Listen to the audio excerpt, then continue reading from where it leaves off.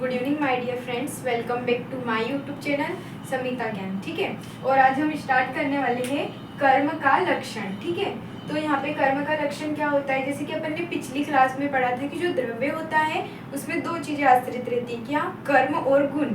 तो यहाँ पे अपन किसकी बात कर रहे हैं, अब कर्म की बात कर रहे हैं। ठीक है, वहाँ पे अपन ने पिछली क्लास में क्या पढ़ा था, समवाय संबंध पढ़ा था। ठीक है, तो यहाँ पे भी कुछ इसी प्रकार से आगे है कर्म के बारे में। ठीक है, तो श्लोक पहले अपन पढ़ लेते हैं, फिर अपन उसको एग्जाम्पल से, क्लिनिकल से अच्छे से समझ लेंगे। ठीक है, तो संयोगे च विभागे च कारणम द्रव्यम आश्रितम कर्तव्यस्य क्रिया कर्म कर्म न अन्य अपेक्षते।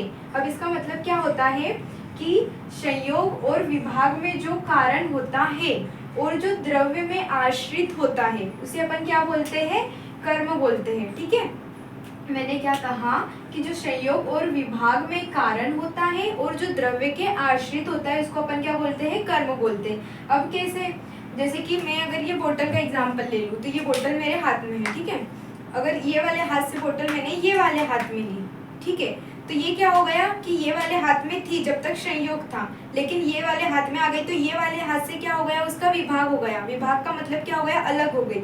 अब ये वाले हाथ से मैंने ये वाले हाथ में बोतल ली तो ये क्या हो गया, इस हाथ का संयोग हो गया, इसका क्या हो गया, विभाग हो गया। तो एक ही समय पे क्या हो रही है, दोनों चीजें हो रही है। ये वाले हाथ से मेरा संयोग हो रहा है, तो जब ये वाले हाथ में दे दूंगी तो ये क्या हो जाएगा, विभाग हो जाएगा, मतलब इससे क्या हो जाएगी, अलग हो जाएगी और द्रव्य के आश्रित होती है। अब द्रव्य के आश्रित कैसे, द्रव्य मतलब कि अपन ने पिछले लेक्चर में पढ़ाई था कि कर्म और गुण जो रहते हैं वो किसमें आश्रित रहते हैं, द्रव्य में आश्रित रहते हैं। ठीक है, तो ये अपना क्या हो गया, कर्म हो गया।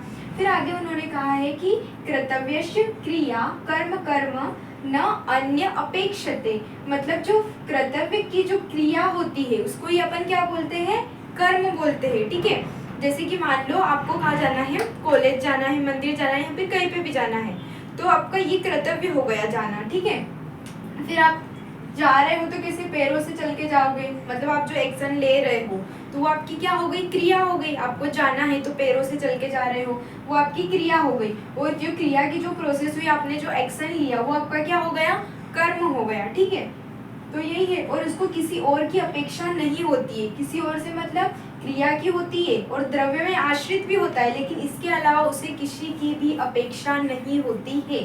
अगर अपन अब इतना तो अपन ने थोड़ा सिंपल से समझ लिया, अब अपन एक उसका क्लिनिकल लेके समझ लेते हैं कि आपके पास, आप ओपीडी में बैठे हो, आपके पास कोई पेशेंट आया है, उसमें कफ की बहुत ज्यादा वृद्धि हो गई है। अब आपको उसको क्या करवाना है, वमन करवाना है। क्या करवाना है, वमन करवाना है। अब उसको वमन करवाने के लिए आपने पहले उसको बताया, आपका कर्तव्य क्या है यहाँ पे हो गया कि आपको उसको क्या करवाना है, वमन करवाना है। ठीक है, अब उसको वमन करवाने के लिए आपको उसको क्रिया करवानी पड़ेगी, एक्शन कुछ लेना पड़ेगा ना। तो एक्शन आप क्या लेंगे कि उसको मतलब उल्टी करवाना है, उसका जो कब्जों से उसको क्या करना है, बाहर निकालना है। तो वमन आपका कर्तव्य हो गया, जो आप उसको उल्टी करवा रहे हो, जो उसको कब्जों से आप बाहर निकलवाओगे वो उसका क्या हो गई, क्रिया हो गई। और जो क्रिया की जो प्रोसेस हुई उसको ही अपन क्या बोलेंगे, कर्तव्य बोलेंगे। ठीक है, क्रिया की जो प्रोसेस हुई उसे अपन क्या बोलेंगे, कर्तव्य बोलेंगे। है बस समझ में। तो बस इतना ही है आज के लेक्चर में। अपन ने एग्जाम्पल भी देख लिए, नॉर्मल एग्जाम्पल, और अपन ने किससे भी समझ लिया है, क्लिनिकल से भी समझ लिया, वमन जो अपने पंचकर्मा में जो शोधन की होती है। ठीक है, प्रक्रिया वमन विरेचन, तो उसमें से अपन ने वमन का एग्जाम्पल लेके अच्छे से समझ लिया। तो आज के लिए इतना ही। अगर वीडियो पसंद आए तो उसे लाइक शेयर और सब्सक्राइब जरूर करें। तो मिलते हैं हमारी नेक्स्ट वीडियो में। Thank you so much.